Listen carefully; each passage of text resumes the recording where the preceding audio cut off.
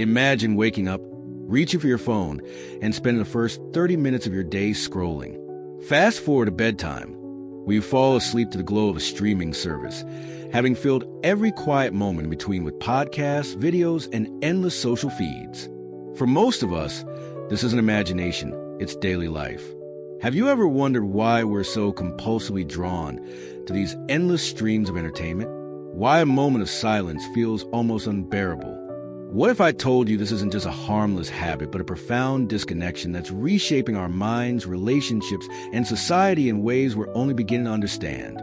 Today, we're going to explore why our relationship with entertainment has become so problematic. Not because enjoyment is wrong, but because the scale and nature of our consumption is fundamentally changing who we are. By the end of our journey together, you'll not only understand the powerful forces keeping you tethered to screens, but you'll also discover practical ways to reclaim your attention and rebuild a life of depth and meaning. And the final revelation might completely change how you think about the role of entertainment in your life. Let's begin by examining how we arrived here. The human desire for story, spectacle, and escape isn't new. From ancient Greek amphitheaters to medieval troubadours to Victorian novels, we've always sought moments of diversion and delight. Entertainment itself isn't the villain of our story. What's changed dramatically is the scale, availability, and design of modern entertainment. What was once occasional and communal, gathering to hear a storyteller or attending a theatrical performance, has become constant and isolating. Thanks to smartphones and high-speed internet, we now carry an infinite content library in our pockets, accessible every moment of every day. Entertainment is no longer an event. It's the default setting of our lives. This shift didn't happen by accident. The modern attention economy operates on a simple principle. Your attention is the product being sold. Social media platforms, streaming services, and mobile games aren't free. You pay with your time, your focus, and ultimately, pieces of your life. Companies have invested billions in understanding exactly how to capture and hold your attention for as long as possible. They've engineered their platforms using principles of behavioral psychology that B.F. Skinner would recognize immediately. Remember his experiments with operant conditioning? He discovered that unpredictable rewards, like those from a slot machine, create the strongest behavioral responses. This is precisely how our digital entertainment works. The random dopamine hits from likes, comments, and notifications, the auto-playing of just one more episode, the perfectly timed rewards in mobile games. These aren't coincidences, but carefully crafted mechanisms designed to keep you engaged. But have you ever stopped to ask, at what cost? There's a haunting observation from philosopher Blaise Pascal that seems more relevant today than when he wrote it in the 17th century. All of humanity's problems stem from man's inability to sit quietly in a room alone. Consider that for a moment. When was the last time you sat in silence, without reaching for your phone, without background music, without any distraction at all? If the thought makes you uncomfortable, you're not alone. Studies show that many people would rather give themselves mild electric shocks than sit quietly with their thoughts. Our aversion to boredom and silence has become so pronounced that we'll do almost anything to avoid it. This constant stimulation is rewiring our neural pathways in concerning ways. Research shows that excessive screen time and media multitasking are associated with reduced attention spans, diminished ability to concentrate, and even changes in gray matter volume in regions of the brain associated with cognitive control and critical thinking. In other words, the mental muscles that once allowed humans to lose themselves in complex ideas, to contemplate deeply, and to create meaningfully are atrophying in the face of endless distraction. We're training our minds to crave constant stimulation while losing the ability to engage with anything that requires sustained attention. Beyond the individual impact, our entertainment addiction is reshaping culture itself. Consider what dominates our collective attention now versus a few decades ago. Complex ideas that once formed the foundation of public discourse have been replaced by viral clips, hot takes, and content optimized for maximum engagement rather than depth or truth. It's increasingly rare to hear substantive discussions about philosophy, history, or science in mainstream spaces. Not because people are less intelligent, but because our media ecosystem rewards simplicity over complexity, emotion over reason, and conflict over nuance.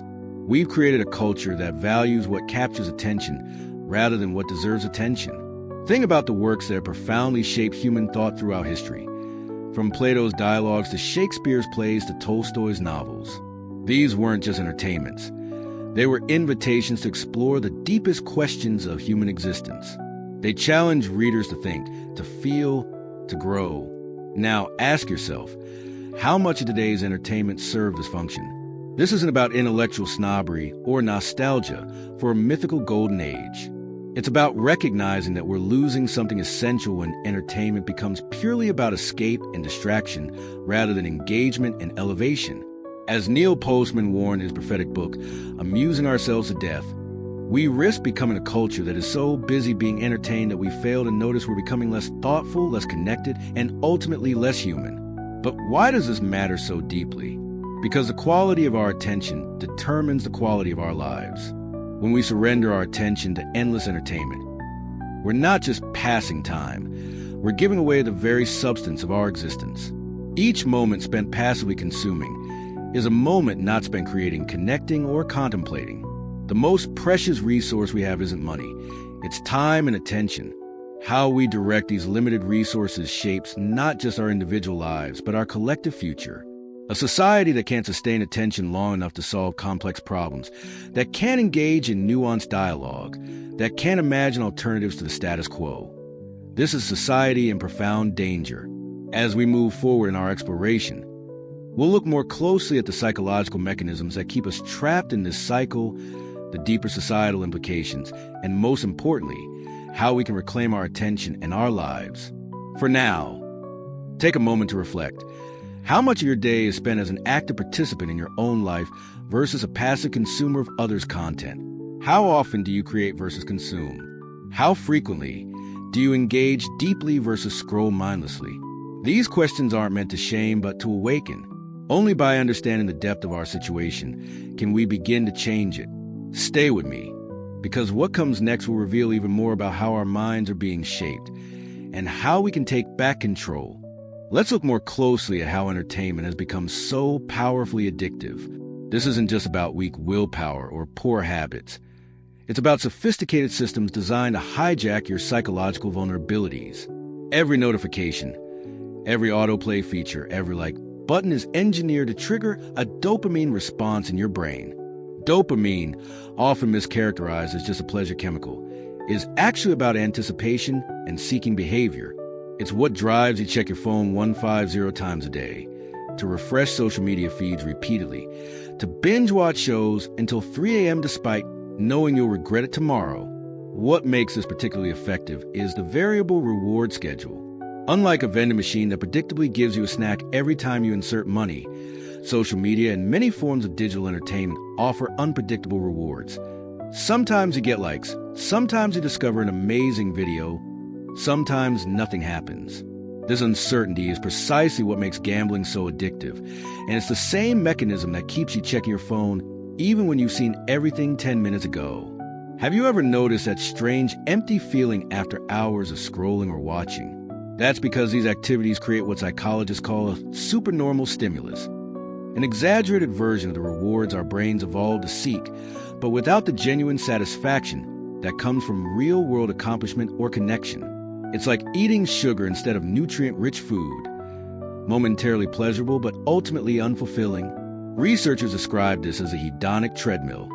The more we chase these artificial highs, the less satisfaction we experience, leading us to seek even more stimulation in a never-ending cycle. It's like trying to fill a bucket with a hole in the bottom. No matter how much you pour in, it never feels full. But there's something deeper happening as well. In many ways, our entertainment addiction serves as an escape from uncomfortable emotions and thoughts. When we feel anxious, bored, or uncertain, reaching for our phones provides immediate relief. Yet this constant avoidance prevents us from developing the emotional resilience that comes from sitting with discomfort and working through it. Psychologist Carl Jung observed that what you resist persists. By constantly distracting ourselves from negative emotions, we don't eliminate them. We simply push them deeper into our subconscious, where they continue to influence our behavior in ways we don't understand. This brings us to another concerning dimension of our entertainment culture. its increasingly solitary nature. In previous generations, entertainment was largely communal. People gathered in theaters, around radios, or in living rooms to share experiences. These shared moments fostered connection and conversation. Today, despite being more connected than ever through technology, many of us consume entertainment alone. Each person in the household on their own device, each with personalized content, rarely sharing the experience with others. This shift has profound implications for our social fabric. Sociologist Robert Putnam documented this transformation in his influential book, Bowling Alone, showing how Americans have become increasingly disconnected from family, friends, and community. The decline of social capital, the networks of relationships that help societies function, correlates strongly with the rise of individualized entertainment. Think about how often meaningful conversations are interrupted by phone checks, how family meals compete with screens, how even when physically together, many people remain mentally elsewhere. This fragmentation of attention erodes the quality of our relationships and our capacity for empathy. Empathy requires presence, the ability to truly listen and attune to another person's experience. But when our minds are constantly pulled toward the next notification or distraction, we can't fully engage with the human beings in front of us. Over time, this diminishes our ability to understand perspectives different from our own, contributing to the polarization and tribalism we see throughout society. The cultural implications extend further still. Entertainment has always shaped culture, but today's algorithms create feedback loops that narrow rather than expand our worldviews. Instead of encountering diverse perspectives and ideas that challenge us, we receive more of what we already like and agree with. This algorithmic curation creates filter bubbles where we rarely encounter truly challenging ideas. While comfortable, these bubbles limit intellectual growth and cultural evolution. Great art and thought have always emerged from creative tension, from the collision of different perspectives, from wrestling with difficult questions. When entertainment becomes primarily about confirming what we already believe and keeping us comfortable, culture stagnates. As media theorist Marshall McLuhan famously observed, we shape our tools, and thereafter our tools shape us. The mediums through which we consume information aren't neutral. They influence how we think. Today's dominant forms, short videos, social posts, clickbait headlines, favor quick emotional reactions over thoughtful analysis. They reward speed over depth, outrage over nuance, and simplicity over complexity. Over time, this reshapes not just what we think about, but how we think. Our capacity for sustained attention, critical analysis, and nuanced understanding diminishes when rarely exercised, just as a muscle atrophies without use. So too do our cognitive abilities when constantly fed a diet of quick-hit content optimized for easy consumption. But there is good news. This trajectory is inevitable. We have the power to change course, to reclaim our attention, and reshape our relationship with entertainment. The first step is awareness, recognizing these patterns in our own lives without judgment. The second is action, making conscious choices about how we engage with media and technology. Ask yourself these questions. When was the last time you read something that deeply challenged your thinking? When did you last have a conversation that changed your perspective? When did you last sit in silence long enough to hear your own thoughts?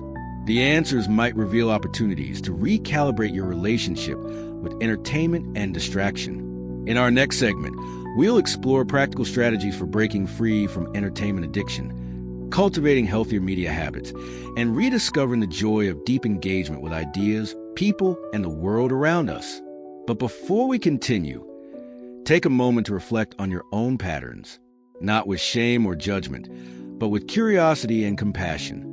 Understanding where you are is the first step toward choosing where you want to go.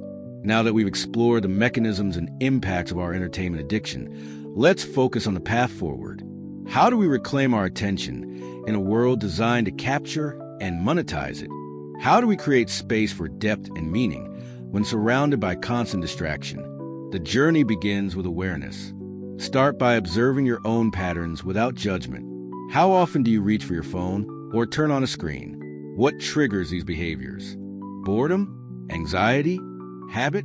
Simply noticing these patterns creates a small space between stimulus and response, a space where choice becomes possible. Try this exercise. For one day, keep a tally of how many times you check your phone or other devices.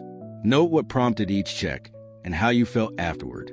This simple practice can be eye-opening, revealing just how automatic many of our entertainment habits have become. Mindfulness practices can strengthen this awareness muscle. Even 5 minutes daily of sitting quietly and observing your thoughts can help you recognize when you're being pulled toward distraction. As John Kabat-Zinn defines it, mindfulness is paying attention in a particular way, on purpose, in the present moment, and non-judgmentally. This quality of attention is the antidote to mindless consumption. Once awareness is established, the next step is to set intentional boundaries. This isn't about eliminating entertainment entirely. That would be neither realistic nor desirable. Rather, it's about putting entertainment in its proper place, making it a conscious choice rather than a default setting. Consider creating tech-free zones and times in your life. Perhaps your bedroom becomes a phone-free space, or the first hour after waking and the last hour before sleeping remains screen-free. Maybe one day a week becomes a digital Sabbath, a time to disconnect from the virtual and reconnect with the physical world. Restructure your environment to support these intentions. Our surroundings shape our behavior more than we realize. If your phone is always within reach, you'll naturally check it more often. Try keeping it in another room during certain hours, or use apps that limit access to distracting sites and services during times you want to focus. Remember that technology companies have designed their products to be as frictionless as possible, requiring minimal effort to use. Adding small barriers can help break automatic habits. Something as simple as turning off notifications or requiring an extra step to access certain apps can reduce mindless usage. Beyond setting boundaries, it's crucial to fill the space with meaningful alternatives. Nature abhors a vacuum, and so does the human mind. If you simply try to eliminate entertainment without replacing it with something fulfilling, the vacuum will likely be filled with more of the same. Rediscover activities that engage you actively rather than passively. Reading physical books, especially challenging ones that require concentration, helps rebuild attention spans. Creative pursuits, writing, drawing, making music, gardening, cooking, engage different parts of your brain and provide a deeper sense of satisfaction than passive consumption.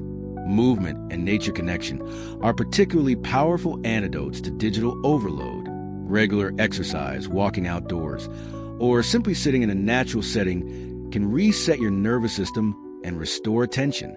Research shows that even brief exposure to natural environments can significantly improve concentration and mental well-being. Equally important is rekindling deep social connection. Schedule regular times to meet friends or family without screens present. Practice the art conversation of truly listening and being present with another person. These genuine connections provide a form of fulfillment that no digital entertainment can match.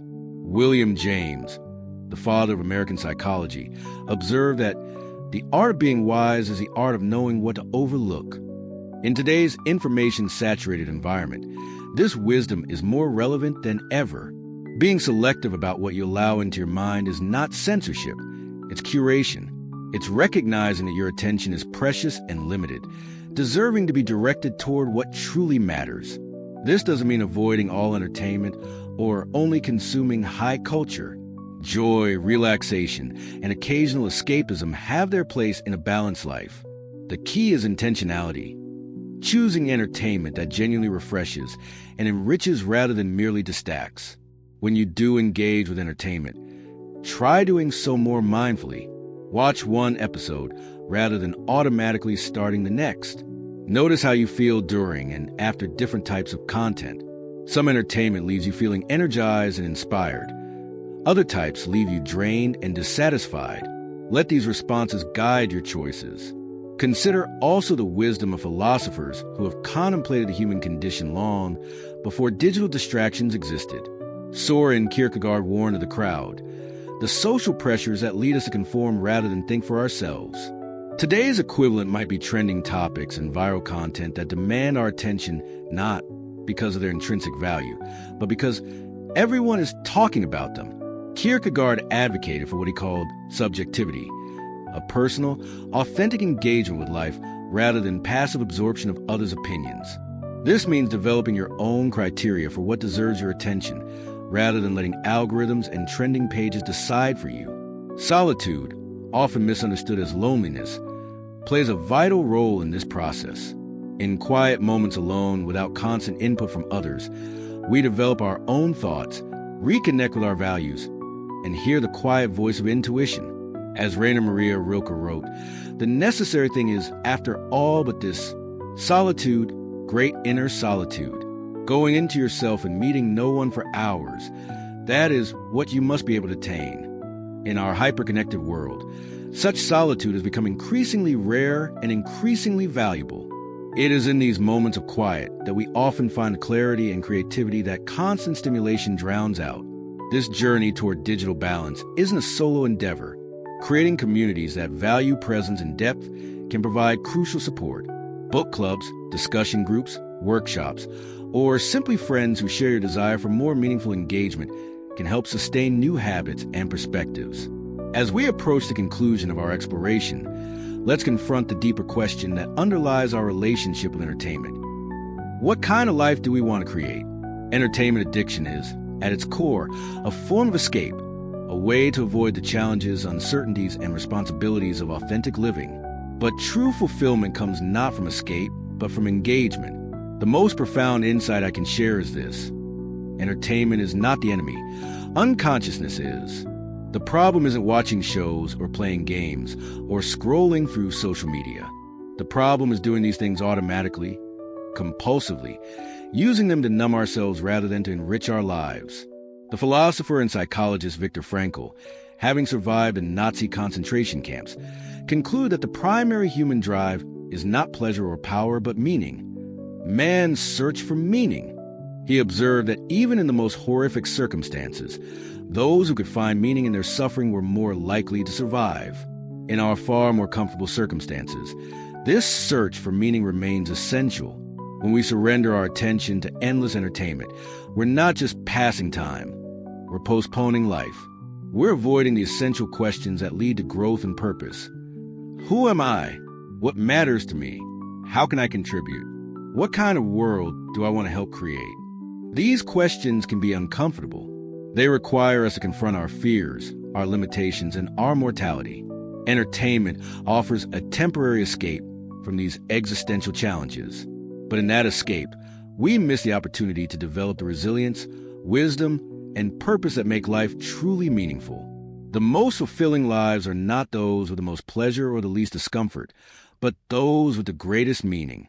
Meaning comes from engagement, with ideas that challenge us, with work that uses our gifts, with relationships that demand our presence, with causes larger than ourselves. So here's my challenge to you. Don't aim to eliminate entertainment, but to put it in service of a more meaningful life. Use it to inspire rather than to escape, to connect rather than to isolate, to refresh yourself for engagement rather than to avoid it. Choose entertainment that expands your perspective, that introduces you to new ideas, that helps you understand different experiences. And most importantly, create space in your life for what entertainment can provide: the joy of deep focus, the satisfaction of creating rather than just consuming, the richness of genuine human connection, and the sense of purpose that comes from contributing something of value to the world.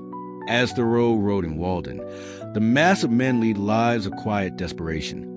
Today, that quiet desperation is often masked by the noise of constant entertainment. But beneath the distraction, the human hunger for meaning, connection, and purpose remains. By reclaiming our attention from the endless stream of entertainment, we can begin to satisfy that deeper hunger. I invite you to start small. Today, create one pocket of attention in your life. Perhaps 30 minutes free from screens and distractions. Use that time to read something challenging, to have a meaningful conversation, to work on a creative project, or simply to sit in reflective silence. Notice how it feels.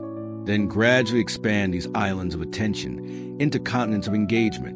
Remember that this is not about perfectionism or deprivation. It's about choice and balance, about ensuring that entertainment enhances your life rather than diminishes it.